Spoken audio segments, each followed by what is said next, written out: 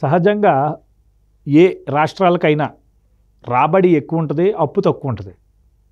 రాబడి ఓ 100 రూపాయలు వస్తే ఏదైనా చేస్తే ఒక 20 రూపాయలు అప్పు చేస్తారు. కానీ మన రాష్ట్ర ప్రభుత్వం పూర్తి భిన్నంగా కనిపిస్తుంది. ఇది నేను చెప్తున్న మాట కాదు, స్వయంగా కాగ్ చెప్తున్న మాట. కాగ్ ఏమన్నంటే ఇటీవల రిలీజ్ చేసినటువంటి ఒక ఇన్ఫర్మేషన్లో మన ఆంధ్రప్రదేశ్ రాబడి 50 రూపాయలు ఉంటే ఖర్చు మాత్రం 120 రూపాయల దాకా ఉందని చెప్పి చెప్తుంది. అంటే ఎలా చూడాలి? ఈయన అప్పులు విచ్చలవిడిగా చేస్తున్నారు, కాగు చెప్తుంది కాదన్నాం. మరి కేంద్ర ప్రభుత్వం ఏం చేస్తుంది? ఇక్కడ ఆర్థిక అవకతవకలు జరుగుతున్నాయని తెలుసుకున్నటువంటి కేంద్ర ప్రభుత్వం మరి ఎందుకు చర్యలు తీసుకోవట్లేదు? మరి కాగ్ లాంటి సంస్థ హెచ్చరించడం వరకేనా వారి డ్యూటీ ఏంటి? ఇప్పుడు రాష్ట్ర ప్రజానికానికి తెలియదు, అమాయకులు మేధావులు ఎవరో మాట్లాడరు, అందరూ అమ్ముడిపోయారు.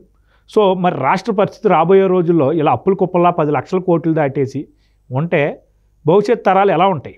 వేరే రాష్ట్రాల్లోకి వలసలు వెళ్ళి బతకాల్సిందేనా అనే ప్రశ్న ఈరోజు చాలామందిలో తలెత్తుతుంది. ఏదేమన్నప్పటికీ మీ అభిప్రాయం ఏంటి దీని మీద? దీని మీద నేను చెప్తాను, స్పష్టంగా చెప్తాను, వినండి సుబ్బు గారు. మనకి పెద్దోళ్ళు ఒక మొరట సామెత చెప్పారు, కొండైన రోజు ఒక రాయి తీస్తుంటే తరిగిపోద్ది అన్నారు. ఇది మన తెలుగు మోటు మొరట సామెత. దీనికి ప్రత్యక్ష నిదర్శనం ఆంధ్రప్రదేశ్ మంత్రిమండలి ముఖ్యమంత్రి.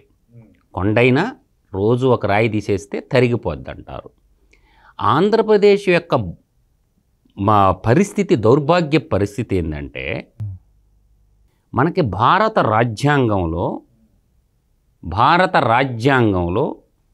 ఆర్టికల్ 151 ప్రకారం మళ్ళీ నొక్కి ఒక్కాణిస్తుండ ఆర్టికల్ 151 ప్రకారం ప్రభుత్వం చేసిన అప్పు చేసిన ఖర్చు పెట్టిన ప్రతి రూపాయిని కూడా కంప్యూటర్ అండ్ ఆడిటర్ జనరల్ వారికి లెక్కాపత్రం సమర్పించాలి.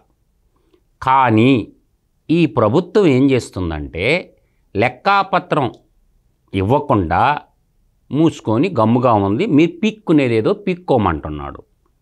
మీరు అప్పుడు ఏం చేయాలంటే కంప్యూటర్ అండ్ ఆడిటర్ జనరల్ అనేది ఆఫీస్ మనకి ఎక్కడ ఉంటుందంటే విజయవాడలో ఉంటుంది. Principals accounts of general audit విభాగం అనేది ఆంధ్రప్రదేశ్లో విజయవాడలో ఉంటుంది. వాళ్ళు ఏం చేయాలంటే రిపోర్ట్ ఇచ్చి మూసుకొని కూర్చోకూడదు. చేసిన తప్పుల్ని, వృధా ఖర్చుల్ని అన్నిటి మీద వాళ్ళకి అది కాన్స్టిట్యూషన్ బాడీ. జగన్మోహన్ రెడ్డి జోబు సంస్థతో, దేశ ప్రధాని జోబు సంస్థతో కాదది. ఆ కాన్స్టిట్యూషన్ బాడీ ఇచ్చినటువంటి దాన్ని ఏం చేయాలంటే దాన్ని బేస్ చేసుకొని వాళ్ళు కేసు పెట్టాలి. ప్రజల నిధులు ఇలా దుర్వినియోగమైనవి కాబట్టి దాని మీద ఖచ్చితంగా కేసు పెట్టి తీరాలా. ఆ పని వాళ్ళు చేయటంలా వాళ్ళ లీగల్ సెల్ ఉంటుంది.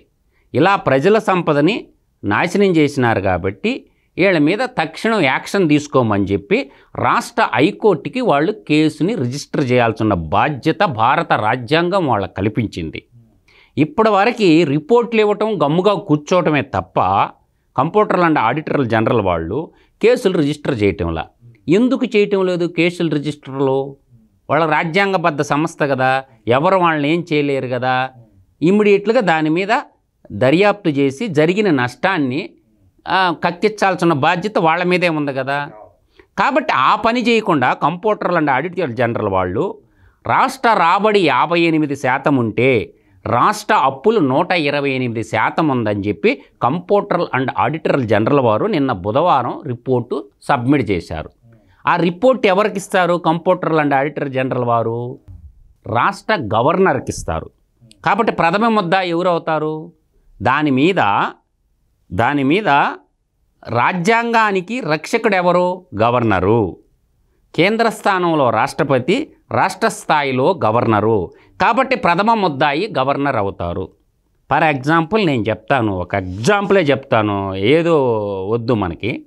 చంద్రబాబు నాయుడు గారు అమరావతి రాజధాని అభివృద్ధి చేసి రాజధాని నడిబొడ్డులో అంబేద్కర్ విగ్రహం పెట్టాలా అని చెప్పి దానికి సంబంధించిన డిపిఆర్ డీటెయిల్ ప్రాజెక్ట్ రిపోర్టు తయారు చేసి దాదాపుగా 45 కోట్ల రూపాయలు ఖర్చు పెట్టాడు. స్కిల్ డెవలప్మెంట్ సెంటర్ కానీ, అంబేద్కర్ విగ్రహం ఒకటే కాదు, అక్కడ కింద చాలా టెక్నికల్కి సంబంధించిన, ఎడ్యుకేషన్కి సంబంధించి, మ్యూజియానికి సంబంధించి, గ్రంథాలయానికి సంబంధించి అమరావతి నడిబొడ్డున కొంత భూమి కూడా కేటాయించడం జరిగింది. చంద్రబాబు నాయుడు, మోడీ గారు శంకుస్థాపన చేశారు కాబట్టి, నాకు పేరు రాదు కాబట్టి దీన్ని నాశనం చేయాలని చెప్పి 3 మొక్కలాటకి తెరలేపి 3 రాజధానుల కాన్సెప్ట్ తీసుకొని హైకోర్టు మెట్టిడిచి కొడితే ఆ బిల్లును కూడా వెనక్కి తీసుకున్నటువంటి రాష్ట్ర క్యాబినెట్ అన్నమాట. కాబట్టి దాన్ని 45 కోట్ల రూపాయలు ఆడ ఖర్చు పెట్టిన తర్వాత 404 కోట్లు పెట్టి విజయవాడలో ఒక సెంటర్లో అంబేద్కర్ విగ్రహం 404 కోట్లతోటే ఈ మధ్య జగన్మోహన్ రెడ్డి ప్రారంభించడం జరిగింది. అంటే ఏడే కుట్ర ఆలోచన పడుతుంది. ఇప్పుడు అంబేద్కర్కి ఒక 45 కోట్లు గత ప్రభుత్వం ప్రజాధనంతో కట్టింది కాబట్టి ఆ 45 కోట్ల రూపాయలు వృధాగా పోయినట్టేగా, పోయిందా లేదా? కాబట్టి దాదాపుగా దానికి ఎస్టిమేషన్ అప్పట్లో చంద్రబాబు నాయుడు గారు 120 కోట్లు వేసి పెట్టాడు. 45 కోట్లు కూడా ఖర్చు పెట్టాడు అంబేద్కర్ స్మృతి వనం పేరిట.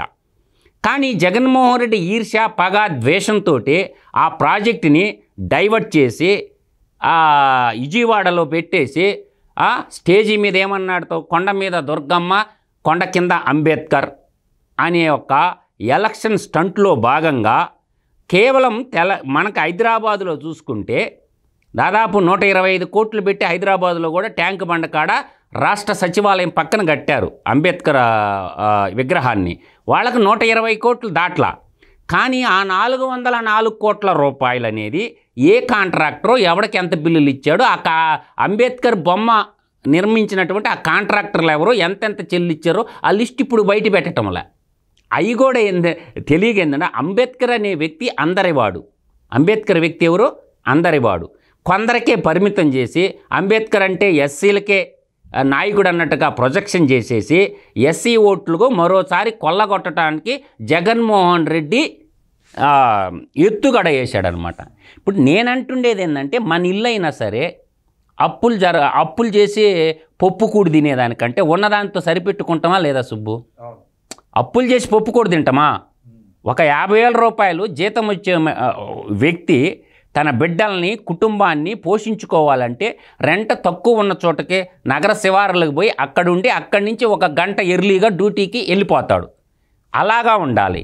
రాష్ట్రం ఒకవైపేమో అప్పులు కుప్పగా పేర్చేసి రాష్ట్రాన్ని, రాష్ట్ర బడ్జెట్లోకి రాని అప్పులు చూపించేలా. ఇప్పుడు బొగ్గన రాజేంద్రనాథ్ రెడ్డి మాయా ప్రపంచం చూపిస్తుండు ఆర్థిక మినిస్టరు.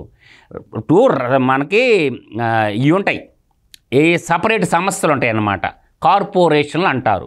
57 కార్పొరేషన్లు సపరేటు, దాదాపుగా 196-97 కార్పొరేషన్లు ఉంటాయి. లైక్ దట్ రైట్ ఫిగర్ ఏంటంటే 96-97 కార్పొరేషన్లు ఉంటాయి ఆంధ్రప్రదేశ్లో. బేవరేజ్ కార్పొరేషన్ అండి, లెక్కర్ తీసుకోండి. ఈ బేవరేజ్ కార్పొరేషన్ తాకట్టు పెట్టి మొట్టమొదట 25,000 కోట్ల అప్పులు తెచ్చిండు. ఈ మధ్య తెలియకుండా, క్యాబినెట్కి తెలియకుండా, రాష్ట్ర అసెంబ్లీ వాళ్ళకి తెలియకుండా మళ్ళీ ఇంకొక 11,000 కోట్ల అప్పు తేవడం జరిగింది. టోటల్గా తాగుబోతుల్ని తాకట్టు పెట్టి 36,000 కోట్ల రూపాయలు అప్పు తెచ్చాడు. అది ఎన్ని సంవత్సరాలు కడతాడంట?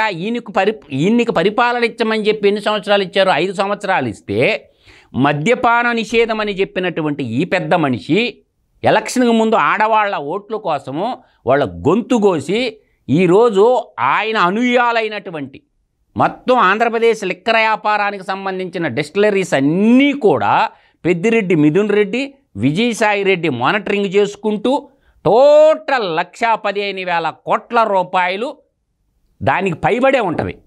మన కాడికి వచ్చిన స్టాటిస్టిక్స్ ప్రకారం దోచేసినటువంటి వ్యక్తి ఇతను. కాబట్టి మద్యపాన నిషేధం అని చెప్పినటువంటి ఈ పెద్ద మనిషి మద్యాన్ని ఆదాయ వనరుగా చేసుకొని నేను డీబీటీ దోసుకో, పంచుకో, తినుకో, ఈ పదం అంటుంటాడు కదా, దోసుకో, పంచుకో, తినుకో అని జగన్మోహన్ రెడ్డి అంటారు కదా. జగన్మోహన్ రెడ్డే నేను దోచుకుంటున్నాను, నేను పనిచేస్తున్నాను నా కార్యకర్తలకి, నన్ను నమ్ముకున్నటువంటి పారిశ్రామికవేత్తలకే నేనే తినేస్తున్నాను, పిక్కునేదేదో పిక్కోమంటుండ తెలుగు ప్రజల్ని. కాబట్టి రాబోయే ఎలక్షన్లో తెలుగు ప్రజలందరూ కూడా ఆలోచనతో, విఘ్నులు, మేధావులు, లాయర్లు, డాక్టర్లు విఘ్నతో ఓటేయాలి. ప్రతి ఒక్కరు నేను చెప్పేటటువంటి లెక్కలు తీసుకోండి. కంప్యూటర్లు అండ్ ఆడిటర్ జనరల్ వెబ్సైట్లోకి వెళ్తే మీకు కూడా దొరకతాయి ఈ లెక్కలు. రాబడి ఏమో 58%, ఖర్చు 128% అన్నప్పుడు అంటే దాదాపుగా 70% నిధులు ఎక్కడి నుంచి తెచ్చిండు? అప్పు అంటే ఏంటి లక్ష్మణ్? ఓడకి ఎందుకు ఇస్తాడు అప్పు? ఇప్పుడు నేను క్రాప్ లోన్ తెచ్చుకోవాలంటే పాస్బుక్ బ్యాంకులో డిపాజిట్ చేయాలా? అంటే ఏమేం తాకట్టు పెట్టాడు అప్పులు దాటానికి? ఎవరిని తాకట్టు పెట్టాడు? ప్రజలను తాకట్టు పెట్టాడా? ప్రజల ఆస్తులు తాకట్టు పెట్టాడా? ప్రభుత్వ భూములు తాకట్టు పెట్టాడా? అడ్మినిస్ట్రేషన్ బిల్డింగ్లైన కలెక్టర్ బిల్డింగ్లు తాకట్టు పెట్టాడా? మున్సిపాలిటీ ఆఫీసులను తాకట్టు పెట్టాడా? ఏ తాకట్టు పెట్టి ఎంతెంత తెచ్చిండో శ్వేతపత్రం రిలీజ్ చేయాలి ఆర్థిక మంత్రి. ఇది చెప్పకుండా మా జగనన్న తోపు అని చెప్పి నిన్న సమాచార మంత్రి వచ్చిండు బయటికి. ఇంతకాలం రాలా. వచ్చినప్పుడు సమాచార మంత్రి చెప్పాలి కదా ప్రజలకి, అతని బాధ్యత కదా. రాష్ట్ర ప్రభుత్వం ఎక్కడెక్కడ ఏ ఆర్గనైజేషన్లో ఎంతెంత అప్పులు తెచ్చింది, స్టేట్ బ్యాంక్ ఆఫ్ ఇండియాలో ఎంత తెచ్చారు, అంటే నేషనలైజ్డ్ బ్యాంకుల్లో ఎంత తెచ్చారు, రిజర్వ్ బ్యాంక్ ఆఫ్ ఇండియా నుంచి ఎంత అప్పులు తెచ్చారు, ఇవన్నీ చెప్పాలి కదా. ఎందుకు దొంగ లెక్కలు? కనీసం అసెంబ్లీలో మాట్లాడేవాళ్ళు లేరు సుబ్బు. 175 మంది ఎమ్మెల్యేలు, ఒక్క మగపిల్లోళ్ళు లేడు. అసెంబ్లీలో అడగొచ్చు. మా దగ్గర ఈ రిపోర్ట్ ఉంది, విజయవాడలోనే ఉంది కదా. ఇదే కంప్యూటర్లు అంటే ఆడిటర్ల విభాగం అనేది విజయవాడలోనే ఉంది. ఈ 175 మంది ఎమ్మెల్యేలు ఏదో ఒక ఎమ్మెల్యే పోయి అసెంబ్లీలో కడగొచ్చు కదా. వీళ్ళు ఎందుకు లక్షల ప్రజల సంపదను జీతం తీసుకొని ప్రజలకు దూరంగా, ప్రజలకు భారంగా రాష్ట్రాన్ని అప్పులు కుప్పగా చేస్తే అన్యాయం అయిపోయేది ప్రజలే. నేను ఇది ఒక్కటే చెప్పటంలా నీకేం చెప్పాను? లెక్కల మీదనే 36,000 కోట్లు చెప్పానా? ఇంకోటి కూడా చెప్తా నేను. మన ఎలక్ట్రిసిటీ డిపార్ట్మెంటు 8 సార్లు విద్యుత్ ఛార్జీలు ఎందుకు పెరిగినాయి చెప్పనా? 36,000 కోట్లు దాని మీద కూడా ఉంది అప్పు. ఒక ఎలక్ట్రిసిటీ అంటే జెన్కో, ట్రాన్స్మిషన్ ఉంది కదా, డిస్ట్రిబ్యూషన్ చేసే పవర్ 8 సార్లు విద్యుత్ ఛార్జీలు ఎందుకు పోయినాయి? 3 సార్లు ఆర్టీసీ బస్ ఛార్జీలు ఎందుకు పోయినాయి? ఆర్టీసీని కూడా తాకట్టు పెట్టి అప్పులు తెచ్చాడు. కొత్త బస్సులు కొనకుండా, ఆర్టీసీలో కొత్త రిక్రూట్మెంట్ చేయకపోయినా, డ్రైవర్లు రిక్రూట్మెంట్ లేదా, ఆర్టీసీలో కండక్టర్ల రిక్రూట్మెంట్ లేదా, ఆర్టీసీలో ఐటీఐ చదువుకున్నటువంటి పెట్రర్లకి, ఎల్డర్లకి లోపల ఉంటారు కదా సర్వీసింగ్ సెక్టార్లో, వాళ్ళకి రిక్రూట్మెంట్ ఏడన్నా చూసాం? ఆర్టీసీలో ప్రభుత్వంలో విలీనం చేసినానని ఆర్టీసీ ఉద్యోగులను కూడా మోసం చేసిండుగా. కాబట్టి నేనంటుండేది ఏంటి, రాష్ట్రము చాలా క్లిష్ట పరిస్థితుల్లో ఉంది. మేలుకోండి. ఈ సంక్షేమ పథకాలన్నీ సంక్షోభానికి దారితీస్తాయి. సంక్షేమ పథకాల ముసుగులో ఆంధ్రప్రదేశ్ రాష్ట్రం అనేది అప్పుల కుప్పగా మిగిలిపోయింది.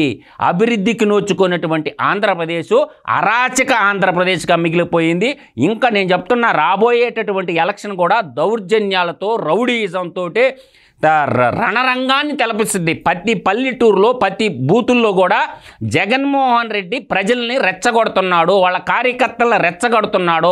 దానికి తాత్కాలమే మొన్న అతని సైకోయిజం తెలియాలంటే మొన్న భీముల్లో సభ పెట్టాడు. ఆ భీముల్లో సభలో పెట్టి పవన్ కళ్యాణ్ పోర్టులో ఒక బాక్సింగ్ ప్రాక్టీస్ చేసేటటువంటి ఒక డంబెల్ పెట్టి చంద్రబాబు నాయుడుది, లోకేష్ది, పవన్ కళ్యాణ్ పెట్టి వచ్చిన కార్యకర్తలాగా కిక్ బాక్సింగ్ చేపిస్తున్నాడు. దీన్ని సైకోయిజం అనక ఏమంటారు అంటే వాళ్ళల్లో సైకోయిజాన్ని రెచ్చగొడుతున్నాడు. ఆ బ్లాక్ బుక్లో ఉన్నటువంటి, నేను మళ్ళీ చెప్తా, దీంట్లో నాకు ఎటువంటి సందేహం లేదు, సైకోయిజాన్ని పెట్టి శత్రుత్వాన్ని పోసి ఇక్కడి నుంచే నూరిపోస్తుండు కార్యకర్తలకు. మీరు కొట్టండి, ప్రతిపక్ష పార్టీలే నేను చూసుకుంటాను, రణరంగం చేసి రక్తపు ఏరులు పారేయాలని ఒకప్పుడు పలనాడులో ఇటు గురిజాల రాజులు, మాచర్ల రాజులు ఇద్దరు యుద్ధం చేసుకుంటే, గురిజాల నలగామరాజు, నాయకురాల నాగమ్మ మహామంత్రి, మలిదేవర మహారాజుకి బ్రహ్మనాయుడు మహామంత్రిగా ఉంటే, నాగులేటిలో పల్నాటిలో రక్తపు ఏర్లు బారి అటు పలనాడు పోయింది, ఇటు గురిజాల చచ్చిపోయింది, అటు పలనాడు పోయింది, చివరికి పల్నాడు చరిత్ర ముగిసిపోయింది. అర్థమవుతుందా? ఈ విధంగా జగన్మోహన్ రెడ్డి ఒక యుద్ధాన్ని సృష్టిస్తున్నాడు. ప్రజాస్వామ్యంలో ఇది మంచిది కాదు. ప్రజలు మేల్కొని విఘ్నతతో ఈసారి ఓటేయాలా, వాళ్ళు ఇచ్చేటటువంటి డబ్బులకు ఆశపడకుండా మిమ్మల్ని అమ్మేస్తున్నాడు. నేను ఫైనల్గా చెప్తున్నా, తెలుగు ప్రజల్ని తాకట్టులో ఆంధ్రప్రదేశ్ ఉంది, తాకట్టులో భారతదేశం అని తరిమిళ్ళ నాగిరెడ్డి ఏనాడో చెప్పిండు. తాకట్టులో ఆంధ్రప్రదేశ్ ఉంది. కాబట్టి దయచేసి తెలుగు ప్రజలు విజ్ఞతతో ఈసారి ఓటేసేటప్పుడు ఖచ్చితంగా విజ్ఞతతో ఓటేసి రాష్ట్రాన్ని కాపాడుకోమని నేను చెప్తున్నాను.